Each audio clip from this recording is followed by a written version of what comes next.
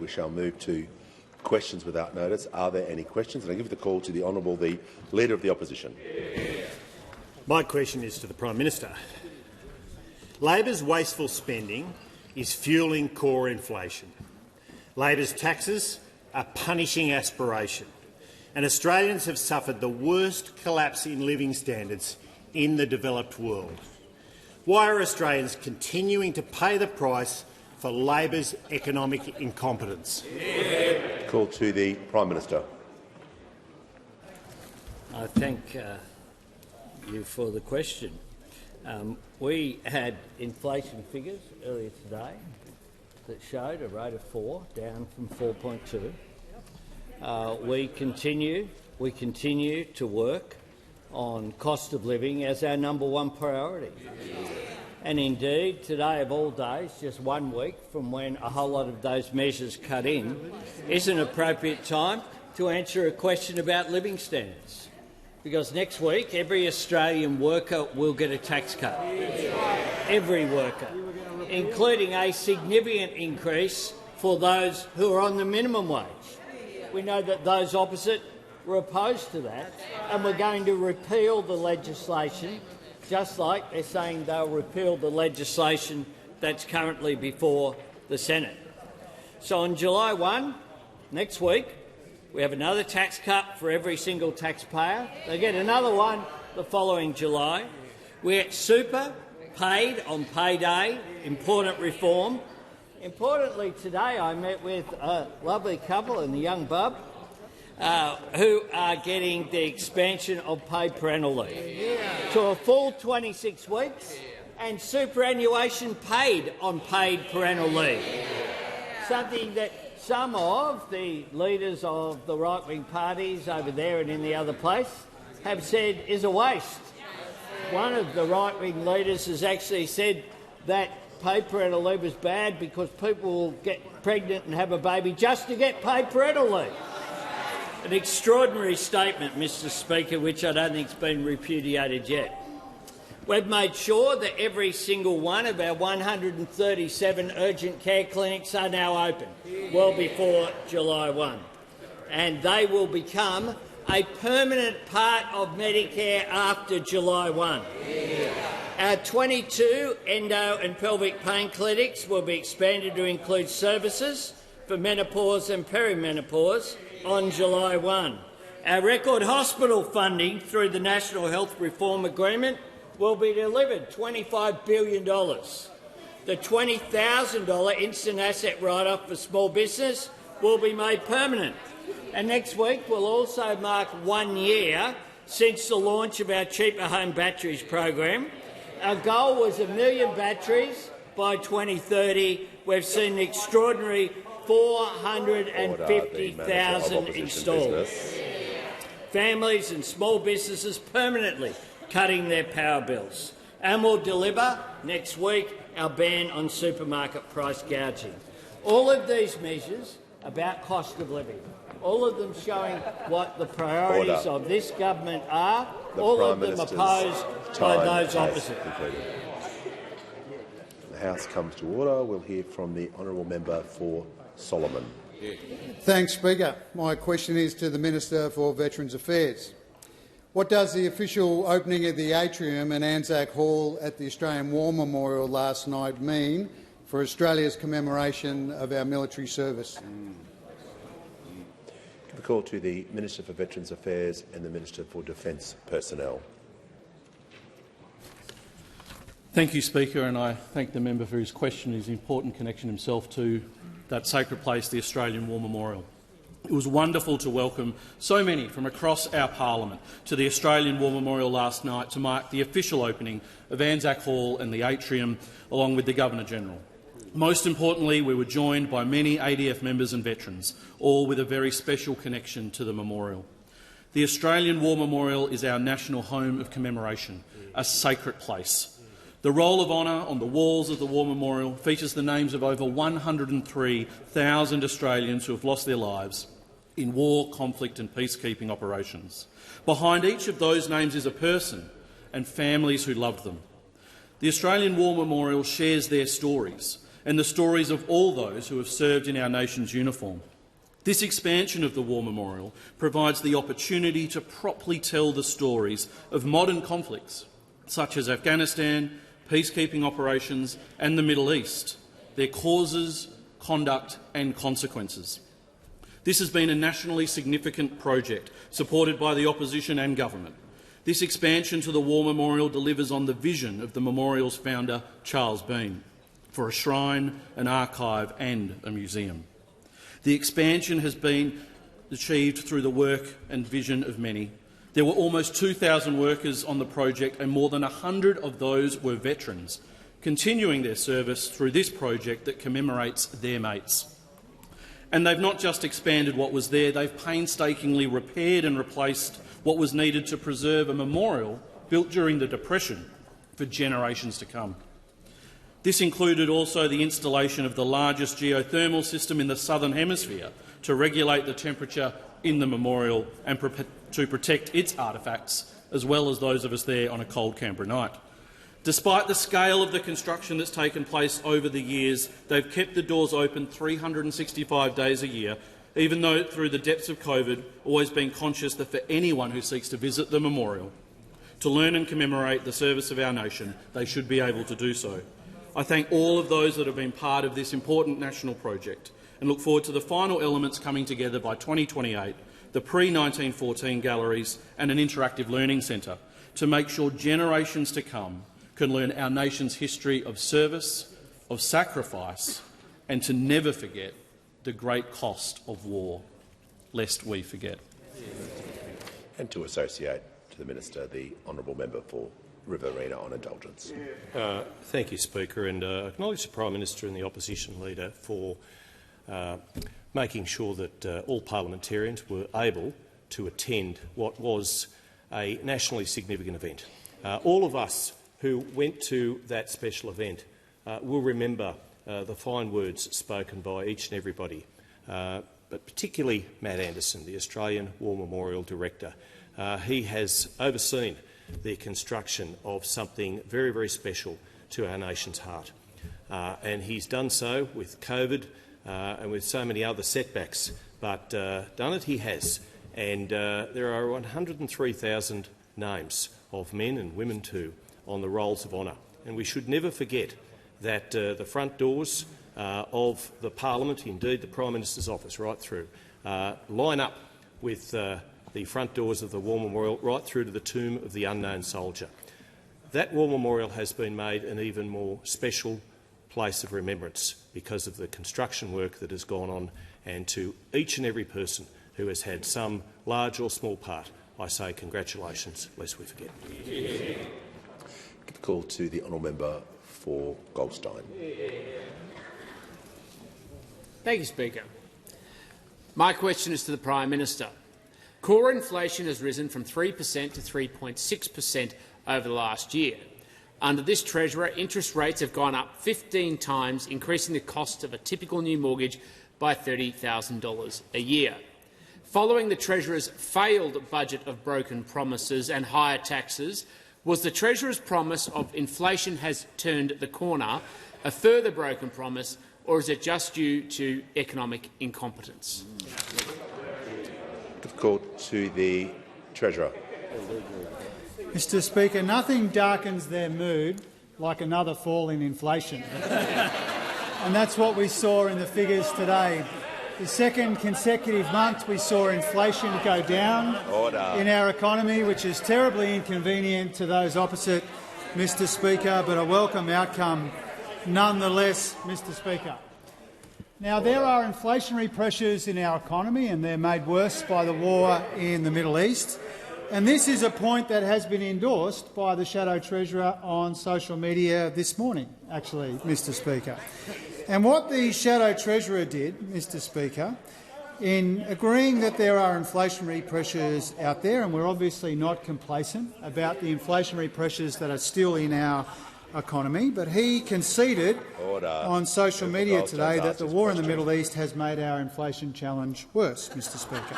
I'm told that he agreed with that on social media today. But more than that, in his typically helpful way, Mr Speaker, The Shadow Treasurer has pointed out on social media this morning that inflation has come down substantially, and he attributes that to the budget settings, Mr Speaker.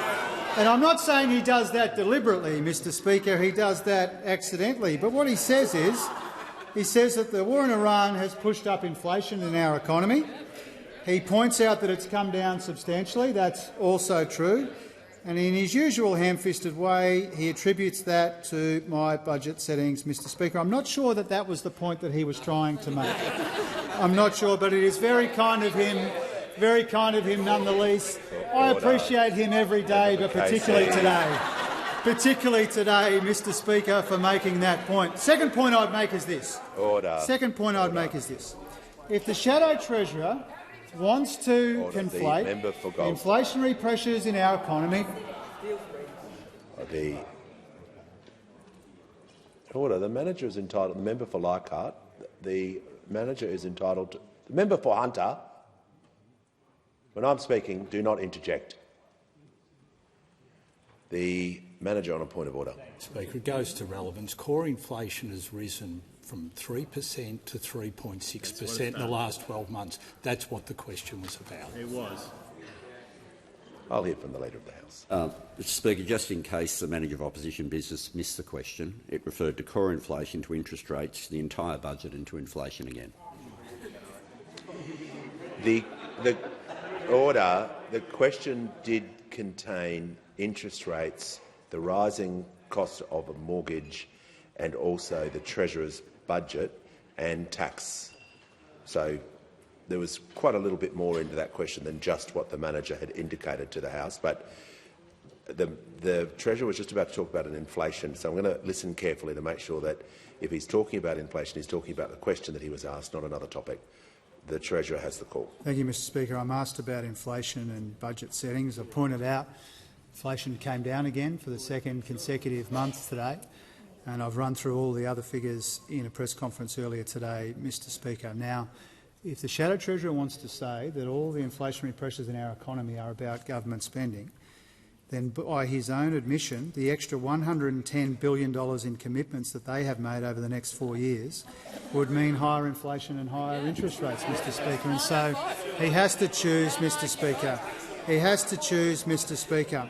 Now, Mr Speaker, the final point I'd make is this. Yesterday I said that one of the reasons why the Liberal Party is dying in the arms of the opposition leader is because he's trying to out-nation one nation, and that's increasingly perspective. To be fair to him, Mr Speaker, there is a second reason why the Liberal Party is dying in his arms, and that's the member for Goldstein.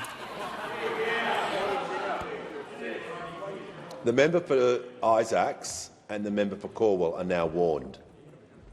I'm trying to give the call to the member for Payne, and you're not helping. Give the call to the honourable member for Payne. Thanks, Speaker. My question is to the Minister for Housing. What action is the Albanese Labor government taking to help Australians into a home of their own? What policies would make home ownership harder for Australians? Call to the Minister for Housing, the Minister for Homelessness and the Minister for Cities. Thank you so much, Speaker, and I thank the member for Payne for his question, and I want to acknowledge the fantastic advocacy that he undertakes in this parliament for his community. Speaker, there is a really important bill before our parliament. This is a bill that is going to deliver a tax cut for every single working Australian, and a bill that will help level the playing field for the first time for Australia's first home buyers. Speaker, these are urgent and important changes for our country to make. If we just step back from the political debate that we're all engaged in, at a time when home ownership rates are falling through the floor for Australia's young people, our country simply cannot keep tilting the playing field away from first home buyers. And, Speaker, that's exactly what our tax reforms are seeking to change. Now, Mr Speaker, when members vote on this legislation on Thursday, they're going to face a pretty simple choice. Who are they here to fight for? Is it working Australians and aspiring homeowners, or is it the people who already have the system stacked in their favour? Because, Speaker, for me and for the members behind me, this is not a complicated question. We are on the side of first home buyers and we are on the side of working Australians who are trying to get ahead. Now, Speaker, I'm asked about alternatives, and the Liberals and the Nationals have already made their choice. They did it before they even bothered to read the legislation. Speaker, they are going to come into the parliament tomorrow and they are going to vote against a tax cut for every single working Australian. And not just that, Speaker, but they're going to come into this parliament and vote against every single aspiring first home buyer in our country. Now, Speaker, that comes on top of the years that they have spent attacking everything that our government is doing to help young people get into the market. Now, Mr Speaker, I shake my head and wonder what has happened to the party of Robert Menzies. This is a party that once said that it stood up for first home ownership. Today, they are a pathetic shadow of what they once were. And, Speaker, I want to just remind you— I want to remind you— No. The interjections coming to this minister is unacceptable. I'm not going to tolerate it. And just the yelling while she's on her feet is not on. So, everyone, just fair warning. Just want to hear what the minister is saying for the remainder of this answer. Thank you so much, Speaker. And I was just taking the parliament through where those opposite have got themselves in terms of first home buyers, and I just want to give you the list, Speaker. They want to scrap Help to Buy, a program that does nothing more than help 10,000 every year first home owners get into the market. Speaker, they've told us that they want to wind back the 5% deposit program, a program that has helped 260,000 Australians get into a home of their own. And, Speaker, now they're saying that if they win the next election, they're going to come into this parliament and they're going to choose to use taxpayer dollars to subsidise investors over first home buyers at every single auction across this country. Now, Speaker, those opposite are competing on outrage. We are focused on opportunity. They're the only ones left defending a housing system that isn't working. We're getting on with the job of making it better. Before I call the member for McCullough, I'll just do a couple of welcomes. I'm pleased to inform the House that in the gallery today is the Honourable Enver Erdogan, Minister in the Parliament of Victoria, and also participants of the Leadership Illawarra program, a 2-year learning program for the region's emerging leaders, as guests of the member for Cunningham. As Local Government Week continues to roll through, I've got some more councillors to acknowledge today. I'll do them in batches. I went to them all now. Councillor Jill Whittaker, the Mayor of Campbellton City Council, is with us. Councillor Dr Simone Smood, the Mayor of City of Glen Ira, and Councillor Sue Baker, the Mayor of Frankston City Council, are with us today. Give the call to the honourable member for McKellar.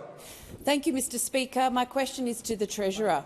Today, all of Australia's councils undertook the extraordinary step of writing to every federal parliamentarian to warn of the funding crisis affecting local governments across the country. Due to the lack of untied federal funding, councils are struggling to deliver essential services and infrastructure and resorting to large rate rises, including in my electorate of McKellar. Councils are asking that the financial assistance grants be restored to 1% of federal taxation. Will the government consider this? Can call to the Treasurer. Thanks, Mr Speaker, and thank you to the honourable member for her important question, and I hope she won't mind me also acknowledging the representatives of local government who are in the House today and in the building this week as well, Mr Speaker. I am aware of the funding ask from the local government community. It's not unusual for local governments or for other important parts of our community to be seeking additional Commonwealth funding. We are big and enthusiastic backers of local governments. We've got a wonderful minister, and Minister McBain, every one of us, big supporters of local governments, and that's because they play a vital role in providing the services and infrastructure that Australians need. And we're backing councils with new funding in the budget already, Mr Speaker. Just last week we delivered $2.9 billion in financial assistance grants for councils, for roads and other services and infrastructure, and we brought that forward to help councils manage the impact of the fuel prices in particular. In the budget, we're boosting funding for councils and communities in a range of other ways. The $2 billion local infrastructure fund is to help local governments get more housing projects over the line. I pay tribute to the Housing Minister for that and the Infrastructure Minister. We've got an additional $780 million for thriving suburbs and growing regions programs, brings our total investment to over $1.7 billion. We've got the Stronger Communities program, the Active Transport Fund, which is another $500 million to invest in community road safety, and that's on top of the Roads to Recovery funding. Again, pay tribute to the Transport and Infrastructure Minister for that $1 billion a year. Order. And that's direct funding to councils to fix and upgrade local roads as well. And so, Mr Speaker, I am aware of that additional funding request. I engage with councils and local governments in good faith because we value the important work that they do in every single community represented here. But we are already providing substantial new funding for councils in the budget, which was only 6 weeks or so ago. The call to the honourable member for Chisholm. Thank you so much, Speaker.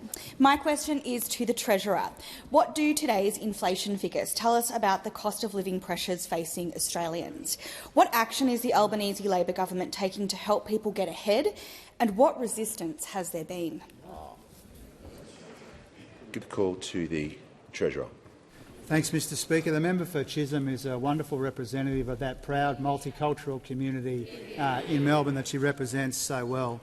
Mr Speaker, new figures, as I said before, from the Australian Bureau of Statistics show that headline inflation fell in both monthly and annual terms once again today in the new data. Inflation came off substantially in the month of May, and it also moderated in annual terms, and this is the second consecutive month that we have seen inflation fall in our economy. Now, we welcome that development, but we're not complacent about that, even though today's data was much better than the market expected, much better than forecast. We do recognise that people are still under pressure in our communities and in our economy, Mr Speaker. And that's why helping with the cost of living and helping people get ahead are central priorities of this Albanese Labor government. And as the Prime Minister said a moment ago, if you just think about the real change that we are delivering next Wednesday, just the change that we are delivering from the 1st of July, more than 14 million Australians will get another tax cut from this Labor government, opposed by those opposite. The national minimum wage will increase by 6%. Modern award wages will increase by 4.75% following our submission to the annual wage review. Parents will get 26 weeks of paid parental leave, up from 24 weeks. There will be the regular indexation, Mr Speaker. There will also be Australian workers benefiting for the first time from having their super paid at the same time as their salary and their wages, Mr Speaker. There will be the new ban on excessive pricing of groceries. Now, this is on top of the substantial tax reforms that we put in the budget before the parliament to give every working taxpayer 2 more tax cuts in the form of the Working Australian Tax Offset and the standard deduction that those opposite voted against, Mr Speaker. And it's on top of the extension to the fuel excise relief that the Prime Minister announced on the weekend as well. Now, this goes to a very important difference between this side of the House and that side of the House. This side of the House is delivering cost of living relief and delivering real change, Mr Speaker. The 3 right-wing parties over there are standing in the way of that cost of living help that we are delivering, Mr Speaker. They are all united by a divisive anti-worker agenda, every one of them, all 3 of them, Mr Speaker. But whether it's tax cuts for every taxpayer, higher wages for workers or help for first home buyers, we are on the side of workers and first home buyers on this side of the House, and those opposite are against them. Give the call to the honourable member for Casey. Thank you, Speaker. And my question is to the Minister for Housing.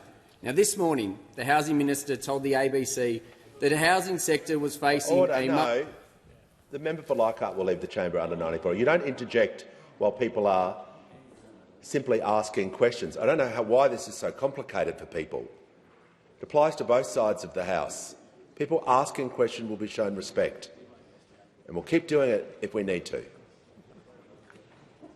Member for Casey, begin his question. This morning, the Housing Minister told the ABC the housing sector was facing a market correction. A couple of hours later, the Treasurer said the housing sector was not facing a market correction, with auction clearance rates now at their lowest levels since the pandemic. Who is telling the truth, the Housing Minister or the Treasurer?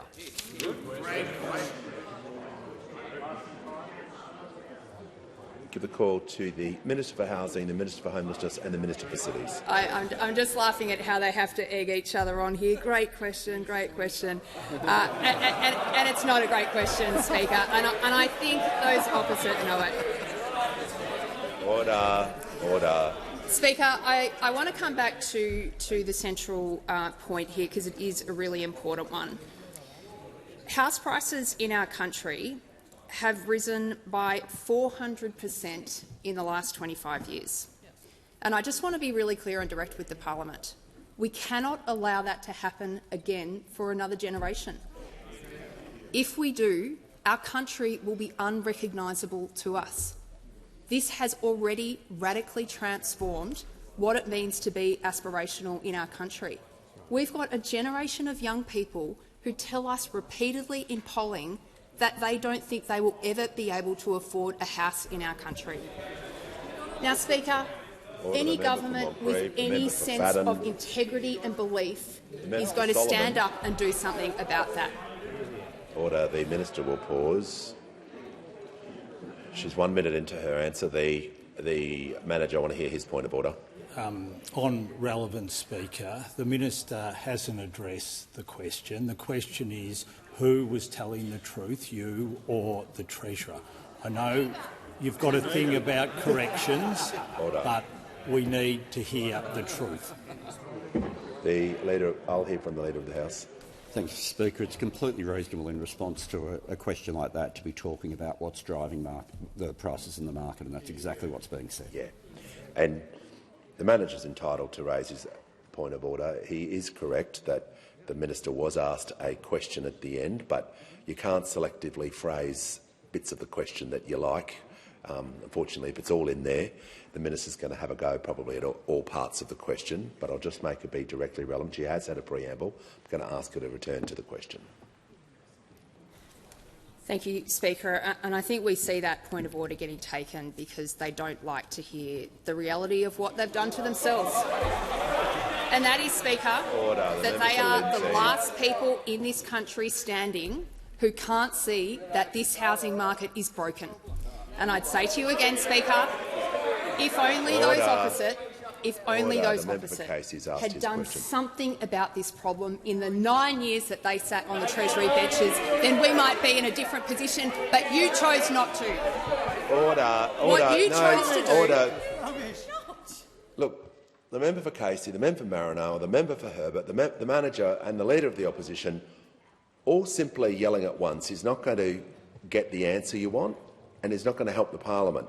So can I just ask everyone here, from the member for Goldstein down, to just take a breath. No one else is yelling as much as everyone else is here in the front row. Just I need everyone, particularly when the Minister's on her feet, just to... And if the Minister can help the House also by returning to the question, and just... the House will be a lot better for it. Minister. Speaker, instead of choosing to do something about this problem, they so vacated the field that they chose for the majority of their 9 years in government to not even bother having a Commonwealth Housing Minister. And, Speaker, in that time, in 9 years, in 9 long years around our country, I want to remind the parliament how many social and affordable homes they built. 373, Speaker. That is a national outrage. Speaker, we've got people across that side of the parliament who think that they speak for regional Australia. Well, they chose to build not a single social and affordable home across the entirety of regional and rural Australia. Now, we take a different view. We see the pain this is causing in the lives of the people, not just that we represent, Speaker, but the people that they represent opposite us. And that's why we're standing up and we're acting. We are pulling every lever that the Commonwealth has available to us. And I'd say again to those opposite, it is going to be an inauspicious and short leadership under the member for Hume. I can see that. Let's hope that the leader that follows him takes a different approach to the housing matter. Before I call the member for Brisbane, I'll do some more welcomes to local councillors. We're joined today by Councillor Sophie Tan, the Mayor of the City of Greater Dandenong, Councillor Stephen Kuman, the Mayor of the City of Casey, Councillor Bilal El-Halik, Hayek, the Mayor of Canterbury Bankstown, and Councillor Paige Kennett, the Mayor of Knox City Council, and Kevin Lamb and councillors from the Fairfield City Council. Give the call to the member for Brisbane. Thank you, Speaker. My question is to the Minister for Employment and Workplace Relations. How is the Albanese Labor government delivering higher wages? Who has stood in the way of higher wages for Australians? Call to the Minister for Employment and the Minister for Workplace Relations. Well, thank you, Speaker, and I'd like to thank the member for Brisbane for that question, but for her ongoing advocacy to get wages moving for Australians. Now, this Labor government is absolutely committed to boosting the pay packets for everyday hard-working Australians. Our government has advocated year on year for a wage increase to our lowest paid workers that rely on minimum award wages. We have legislated to protect penalty and overtime rates for modern award-reliant workers. And of course, we've prioritised fixing a broken bargaining system to improve wages, especially for undervalued, feminised sectors of the economy like in early education. Now, as the Prime Minister has said on so many occasions, early childhood educators deserve more than our thanks. They deserve a pay rise. And that is why the Albanese government continues to back our early educators by locking in a 15% pay rise. Now, Liz, an early educator, said that this pay increase, and I quote, makes a lot of difference so that we can stay in the industry for longer because it's good pay. Now, this Labor government has put gender equality at the heart of the workplace relations system by making it an object of the Fair Work Act, ensuring more women are getting fairer pay for the work that they do. Our laws led to historic wage increases for our aged care workers, most of who are women. Order. Our government backed and funded these pay rises to recognise the important work they do. And I'm pleased to report to the House the gender pay gap is now at its record lowest on record, at 11.5%.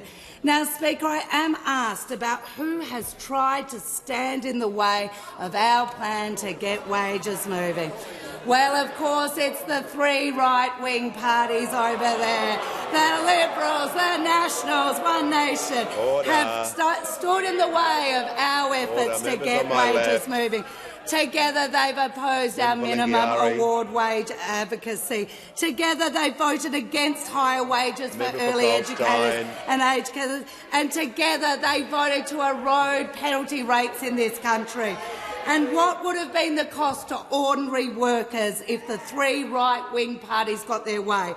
Well, evidence published in news.com today demonstrates that an aged care worker would be $20,000 worse off if those opposite got their way. It is clear that it is only Labor that stands up for ordinary workers in this country, and let's ensure that they are protected from these three right-wing parties. The call to the honourable member for Lyne.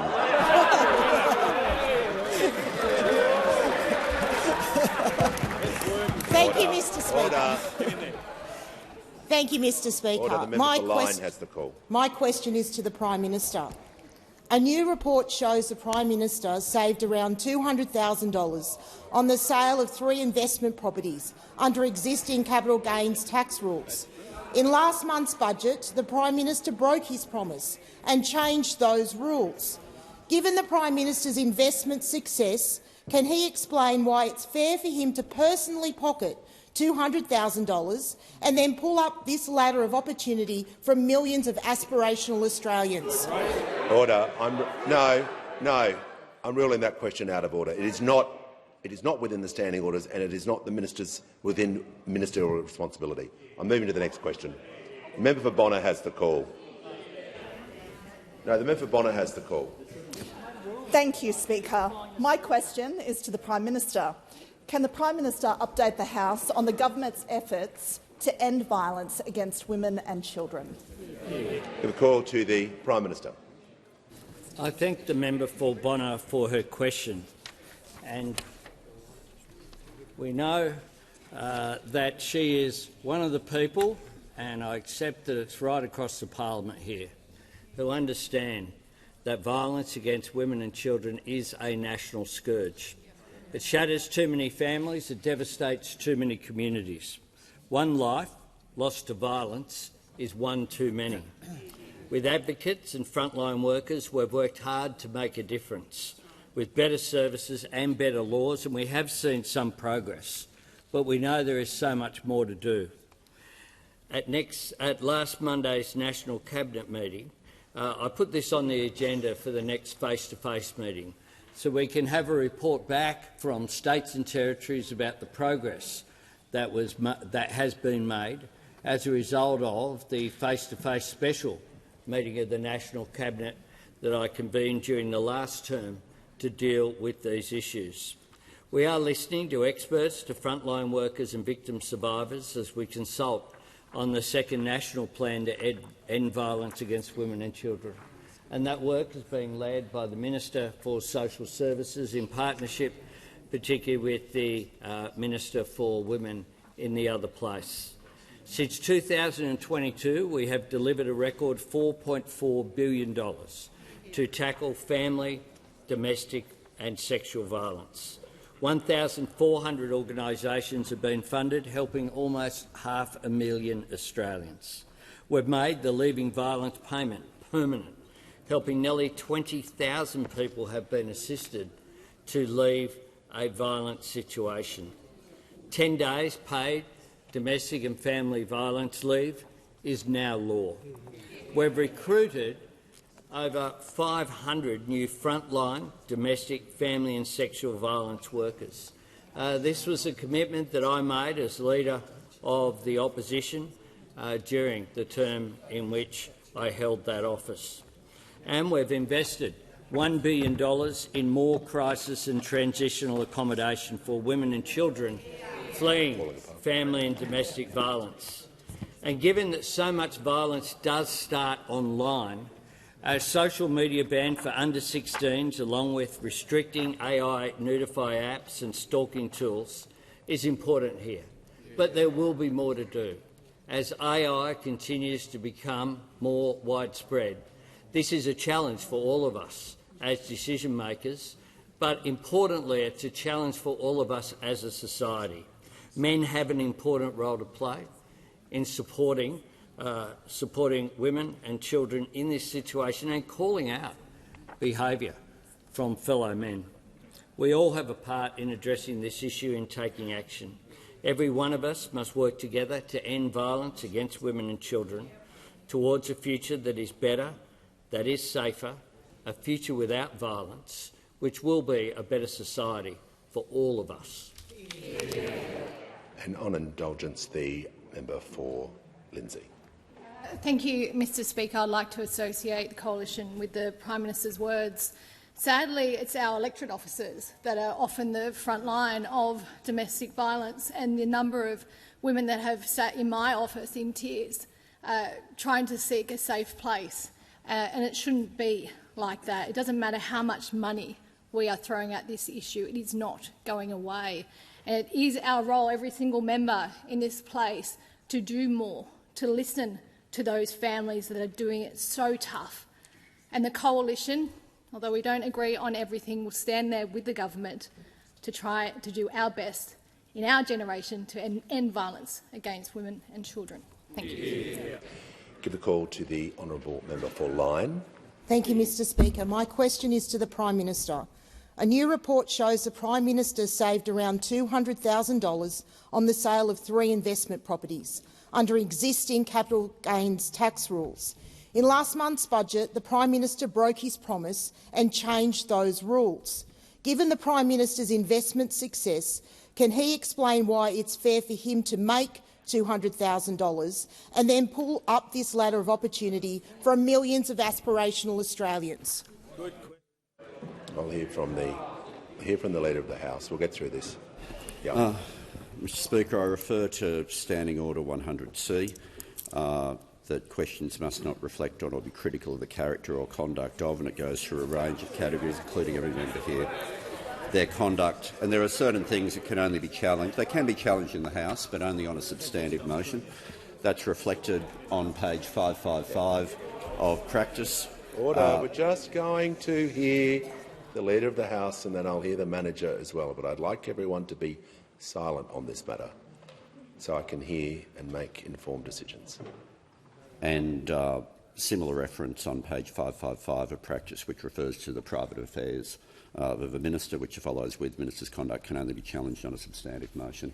It's been the case, always been the case here. Yes, and I'll hear now from the manager. So there's a number of points why this is in order, Speaker. First, the Prime Minister has made statements in this House previously on this matter, including on the 14th of May 2026. It's always been held by Speakers past. It's confirmed in practice and has been argued by the now Leader of the House that questions are allowed to be asked of ministers about statements they have made in this place. Secondly, as the Leader of the House knows, Standing Order 98C says questions can be asked to ministers provided they are officially connected to the matters of public affairs. The question directly references a media report, actually 2 media reports, which goes to the Prime Minister's handling of taxation policy. Obviously, it stands to reason that there wouldn't be such a report if he wasn't the Prime Minister. If the Prime Minister wants to dispute elements of the question, he can do so, but members should be entitled to raise questions about the interaction between tax policy and a minister's own arrangements, which I note also goes to the operation of the Ministerial Code of Conduct. This is different from the earlier question because it's been rephrased. I was not happy with the direct imputive of the motive for the last question, but this is about a media report, and I've checked that. But the Leader of the House, it says, is not in order for questions to reflect on or be critical of the character, hear me out, conduct of a private affairs of a minister. And on page 554, also when it lists the form and content of question relating to a minister's public responsibilities, matters of a private nature not related to the public duties of a minister. But the question has been phrased. I just want to tell the House I'm not comfortable with this kind of language because you open up a can of worms for everyone to be criticised on their own personal, discussing personal affairs. And that's the issue. Leader of the Opposition, I'm going to allow the question, but I'm just going to remind the House that I like language to be not personal in its nature, to be on the subject and the topic. The member for Lyne has rephrased her question. I thank her for that. Prime Minister has been asked this question. He can answer it in a very broad manner because about the media reports there, and he may have additional information to the House. But I'll give him some latitude regarding the leeway that the question was asked. The Prime Minister. Yes, Mr. Speaker. I haven't seen the media report, but someone in the media weeks ago was good enough to forward to me the document that was provided by the Liberal Party to them with details. Before Order. Member McNamara. The member for Mitchell. Before they chose not to run the article because of its nature and its inaccuracies. I simply say this, Mr. Speaker, that all of my arrangements have been declared appropriately. What we are doing here when it comes to housing is wanting to make sure that just as I had the opportunity way back in my 20s to own my own home over my head when I purchased a property to save the researchers in Beecham Street, Marrickville, I want young Australians and people who are now in their 20s and in their 30s to have the same opportunity. And the truth is, members on my left. The truth is member for Lyne. That I didn't inherit wealth. What I did was work hard. Work hard, save for a deposit, and buy my own home. Order. The Leader of the Opposition. The Leader of the Opposition will cease interjecting immediately. If the Leader of the Opposition wanted to participate, he could have asked the question, Mr Speaker. I make that point. But he didn't have the ticker.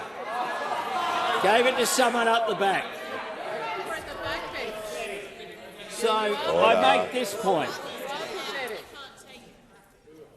that Paula Pearce, a real estate agent in Griffith, has said this about someone who bought a unit on the weekend. Her and her partner in their 20s, and it's their first home. She told me she had always loved the complex. First home buyers in their mid to late 20s dominated inspection numbers. In the electorate of Fraser, in Melbourne, Justin Lusu, the selling agent. 4 active bidders, all young professionals, first home buyers, took part in the auction. In Banks, the electorate of the member for Banks, the first home buyer outbid 7 other parties in Mortdale on Saturday.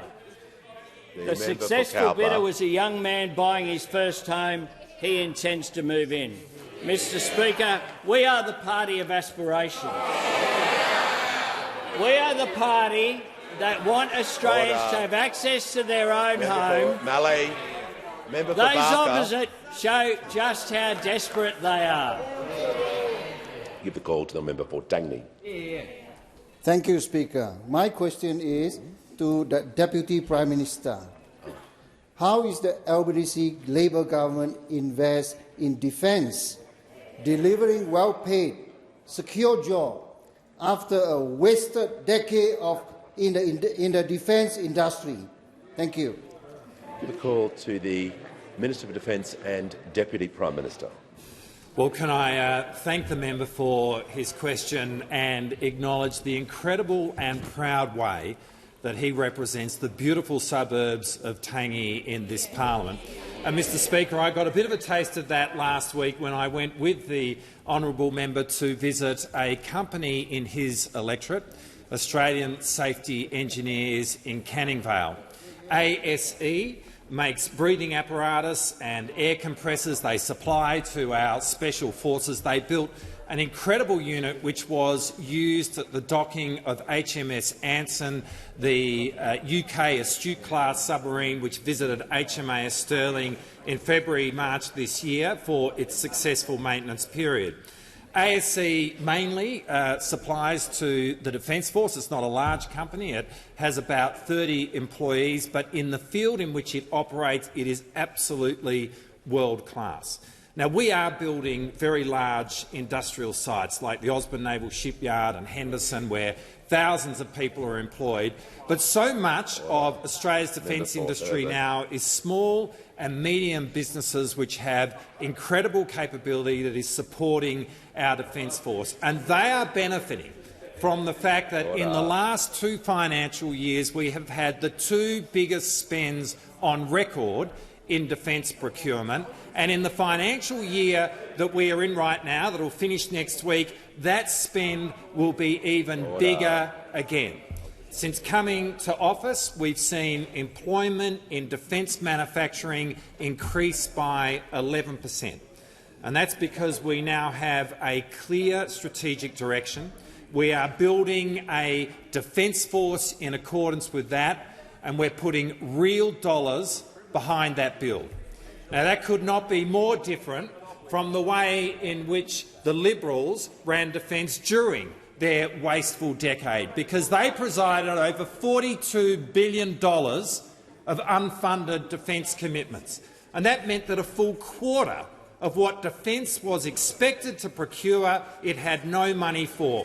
An absolute disgrace. The Liberals were really big on defence press releases, but they went completely missing when it came to following that through with action. And as it turns out, press releases don't employ people, defence industry does.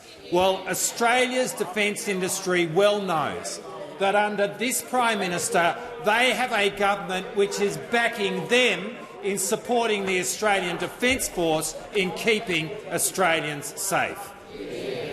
Before I call the member for May, I'll do my final welcomes for local government. We have Councillor Jeff Marriott from the Yarra Ranges Council, a delegation of Wellington Shire councillors from the electorate of Gippsland, Councillor Tim McMahon and Councillor Edwina Buckwa from the Toowoomba Regional Council, and finally Councillors from the City of Darwin, Councillor Sam Weston, Councillor Jimmy Boris and Councillor Shani Carson. Give the call to the member for Mayo. Thank you, Mr Speaker. My question is to the Prime Minister. In South Australia, we're dealing with the effects of the algal bloom, and it's now reported in the media we had 2 suspected cases of H5N1 bird flu. Such an outbreak, much like the algal bloom, would risk environmental, tourism and agriculture communities. What rapid support will be provided to any impacted primary producers, tourism operators and environmental groups? Give a call to the Prime Minister. The member for her question, and as she'd be aware, with the algal bloom, we worked very closely with the Malinowskis government to provide support for industry, but also to provide the sort of research that, frankly, will help not just people in South Australia, but indeed world-leading research to deal with the challenge that came from the algal bloom. I visited Kangaroo Island in the members' electorate to see firsthand the issues, and I met with local fishers and local producers as well in the primary sector. That's what our government does. When a challenge happens, we work across the board with industry, with different levels of government, and I certainly worked with and the member and I had conversations at that time. We'll continue to work on this challenge as well, and I'd ask the Minister to update the House. Call to the Minister for Agriculture, the Minister for Fisheries and the Ministry for Forestry. To the Prime Minister for handing that over in terms of the update on bird flu, and I thank the local member for her interest. She, like many members in this place, are obviously concerned about this not unexpected but still concerning development in relation to the H5 bird flu detections.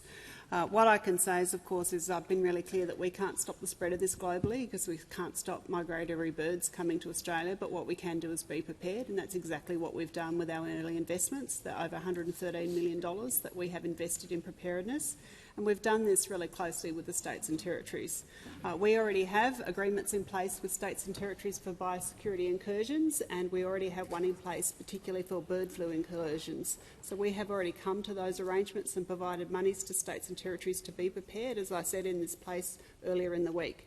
That has helped them in terms of their laboratory testing, in terms of surveillance equipment and in terms of a whole range of equipment that they need on the ground to respond. So that has already been provided to states and territories as part of that $113 million. I have today been on the phone to both the Western Australian Minister for Agriculture and the South Australian Minister for Primary Industries in relation to the bird flu and the cooperation that we have been having with their governments, and we continue to work very, very closely with both the Cook and the Malinowskis governments in relation to these detections. Can I say that they're undertaking testing in their jurisdictions, as you would expect, given the calls and the publicity. We have had an increased number of reports, and they are triaging those reports, and then they're doing local testing, and then if anything comes up, they then go to the CSIRO lab for confirmatory testing. As I've indicated, we have had 2 confirmatory testing from the Western Australian region in terms of those 2 migratory birds, and I was informed just before question time we have had another positive test from the CSIRO lab, and I'll be receiving an update from the Chief Veterinary Officer straight after question time, and then I'll provide an update to the public, as you would expect us to do. But again, I do want to thank the public for their diligence. Call to the honourable member for Spence. Thank you, Mr Speaker. My question is to the Minister for Defence Industry. How is the Albanese Labor government delivering critical defence capability at the same time as creating jobs for Australians? How does this compare to what the government inherited? Call to the Minister for Defence Industry and the Minister for Pacific Island Affairs. I thank the member for Spence for his question and his strong advocacy for defence industry and jobs in his electorate. Speaker, delivering for Australians today and setting Australians up for a more secure future is the government's top priority, and a critical part of that is building our sovereign defence industry so that we can produce the capabilities we need to keep us safe right here at home. And I'm pleased to inform the House that since coming to government, defence industry jobs in SA have increased by 40%. 40%. High-skilled jobs in trades, engineering and research, supporting the development of world-leading capabilities, building bright futures for South Australian families and supporting a future made in Australia. And this future is even more bright this week after the announcement of the biggest defence export deal ever, with a $2.5 billion deal to sell the Dawn radar to Canada. This will support 1,000 jobs, many of them in the member for Spencer's electorate. But our investment is not just limited to SA. We've also signed a $1 billion export deal to sell Boxer combat reconnaissance vehicles to Germany, supporting over 1,000 direct and indirect jobs, mostly in your electorate, Mr Speaker. Or the $7 billion we're putting into advanced counter-drone capabilities, starting with contracts for AIM Defence for their lasers and SciPark for their kamikaze drones. We've built a factory that is producing the world-leading ghost sharks right now in Sydney, creating just under 1,000 direct and indirect jobs. And last week I christened the first of 40 new Blue Bottle drone boats built in Morisset in the Memphis Hunters electorate. When complete, the fleet of 55 Blue Bottles will be the largest fleet of autonomous surface vessels in the world.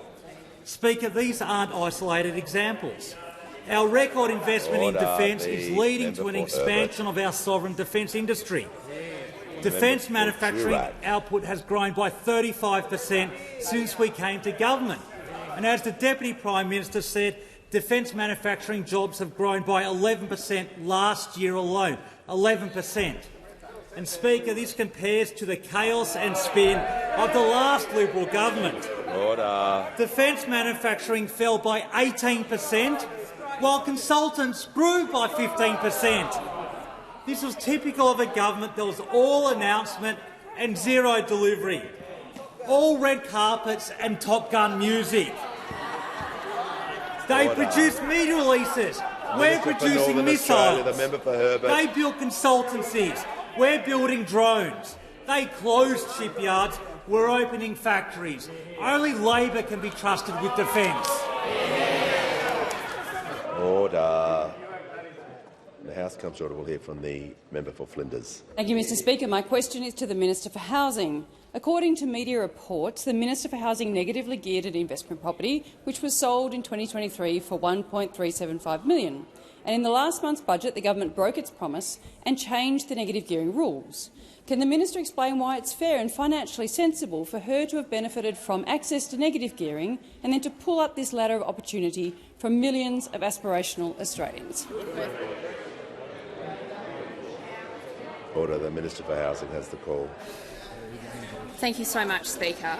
And I thank the member for Flinders for her question, but I will say I respect her and this is beneath her. It is truly beneath her.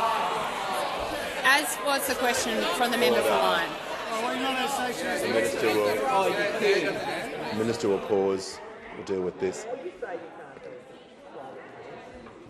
Has the manager got a point of order?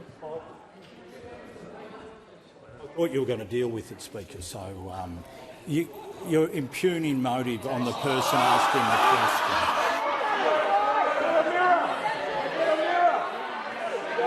Yeah, I mean, I don't... Order. Yeah, I mean, it's a bit of a long bow, that point of order, but yeah, you know, if you're going to ask that question involving a minister's own arrangements, which I've already told the House I'm not particularly comfortable with, because it just opens up this can of worms where, as I mentioned yesterday, dignity and respect of the House is important. So, fair go, Manager. If you're going to ask that question, the minister is quite rightly going to respond in, I think, a fairly forceful way. She's entitled to do so, so she has the call. Thank you so much, Speaker. Speaker, the reforms that are before the parliament with regard to housing are not about the 150 people that sit in this chamber. They're about the 28 million outside of this chamber. And, Speaker, I think that the member is trying to make a point that she feels is about hypocrisy. But I tell you what would really be hypocritical. It would be a person like me who is lucky enough to live in the home that I own. Order. creating a system and perpetuating a system that leaves behind the generation coming. The member for Cowper is going to have to leave the chamber. He heard, like everyone else, me say, "You're on a warning," and I don't know why someone is saying, "Well done." It's not a badge of honour to be disrespectful. Whoever said "well done" is not respecting this House. It's not a prize or a badge. It's a mark of disrespect. The Minister will continue. Speaker, again, what is truly hypocritical here is the group of people who sit opposite me, the vast majority of whom own their own home, many of whom own investment properties, and who are continuing to lock generations of young people out of the housing market. Order. Now, Speaker, it's really quite simple. You're either on the side of change and you're on the side of first home buyers, or you're the last man standing defending a broken housing market in our country. And we're all going to get the choice on Thursday to come back into the parliament and to express again our views on this issue. And I tell you what the Labor Party will be doing. The Labor Party will be coming into this parliament and we will be voting for a tax cut for every single one of Australia's 13 million workers. And we will be voting to create a fairer housing market for Australians. And I say again to those opposite, you must be blind if you cannot see how much our broken housing market is hurting Australians. How can you be coming into this House again and again defending the status quo and saying that nothing needs to change? I've spoken to the parliament before, Speaker, about the fact that a low-income young person in our country today is half as likely to own their own home than they were in the year that I was born. And you know what those opposite want to do about that? Precisely nothing. Well, we have a different point of view, Speaker. We see how much pain this is causing Australians, and to Australians who are watching at home, I want to say to you directly, we see you. We see the pain this is causing for you. We see you doing all the right things and trying to get ahead and not being able to do so. That is why we are standing up and making a change, and if those opposite had any concern for the housing needs of Australians, they would come with us. Order.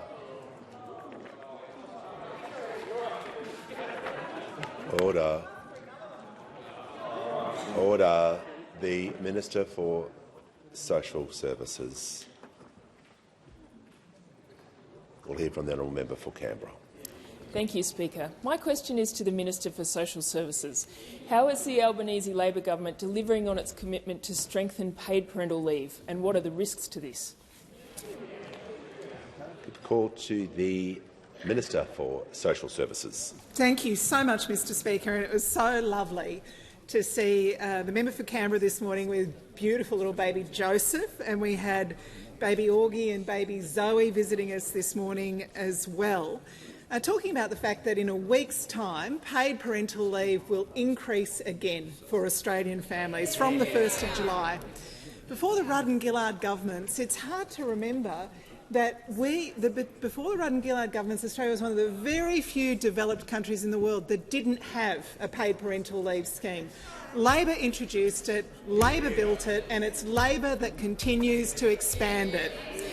From the 1st of July, so next week, parents with new little beautiful babies will get more time off with those babies. So we're going to that full 6 months of paid parental leave. They'll receive more money. The actual rate week on week is going up, so they'll receive more than $1,000 a week when they're home with their babies. And of course, since last year, those parents on paid parental leave have been getting superannuation, so that they don't see that big gender pay gap in super as well. And of course, more people will be eligible as well as we increase the thresholds for eligibility. Thanks to this Labor government under this Prime Minister, families will receive almost $30,000 during that 6 months of paid leave, more than doubling what they were getting under those opposite.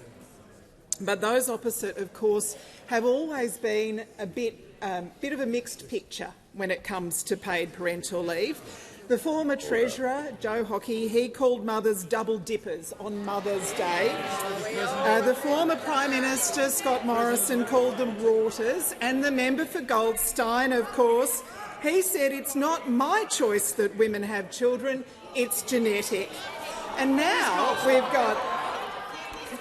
Order. The Minister will pause. The member for Lindsay on a point of order. Of course, on relevance, there was no mention of the coalition, and the coalition, in fact, has support. Resume your seat. And no one heard that end bit because that wasn't within the standing orders. And once I say resume your seat, no one hears what you're saying, so that's fine. But yeah, the person next to you can, but no one else can. The question was about what are the risks to this policy. All right, well, we'll listen carefully and I'll hear what the Minister has to say and see what she says. The Minister has the call. Thank you, Mr Speaker. The member for Goldstein doesn't. And now we've got Pauline Hanson and One Nation saying that they want to strip away workers' rights and roll back paid parental leave. Since 2017, Senator Hanson has been saying she doesn't support paid parental leave. More than a decade ago, she said that women get themselves pregnant for the money. And more recently, a couple of weeks ago, she said they have the equipment. That's what they're here for. And then, when she was asked at the press club if she supported it, twice the ABC checked with her. She said she didn't support it, but now that she's had pushback from Australian families, suddenly she's on board. Well, someone who has been opposed to paid parental leave for a decade, now saying, "Oh no, I don't.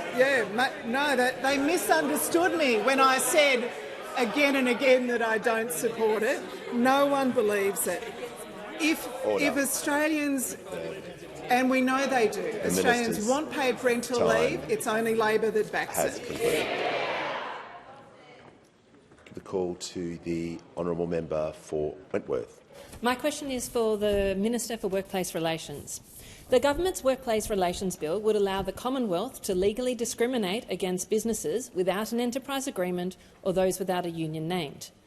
But a not dissimilar scheme in Victoria was found by the Watson report to have been used by the CFMU, costing taxpayers billions and supporting organised crime and weaponised. So my question is, how can these provisions be a good idea from either the point of view of preventing corruption or getting value for money for government spending? Call to the Minister for Employment and the Minister for Workplace Relations. Thank you, Speaker. I'd like to thank the member for her question. Go through a couple of elements of her question. Firstly, I would say that our reforms in the bill will allow the Commonwealth Government spending to support secure jobs and fair working conditions by preferencing enterprise agreements negotiated in good faith and are genuinely agreed where appropriate to do so. Enterprise agreements are a transparent and effective way of delivering secure jobs and fair conditions for workers, as well as flexibility and productivity for employers. Importantly, the bill does not impose any obligations on the Commonwealth to do anything such as require an enterprise agreement. When it comes to construction, though, there has been no government that has taken more action to stamp out corruption in the construction industry than this government. In recognition of that, as we're developing our Secure Jobs Code, we have recognised a different approach is required in construction. And that is why, at the same time as I announced this bill, I also announced the Construction Code consultation that will clearly outline what good behaviour looks like when we, as the Commonwealth, procure in the construction industry. So, I have to say, we are doing a lot of diligent work.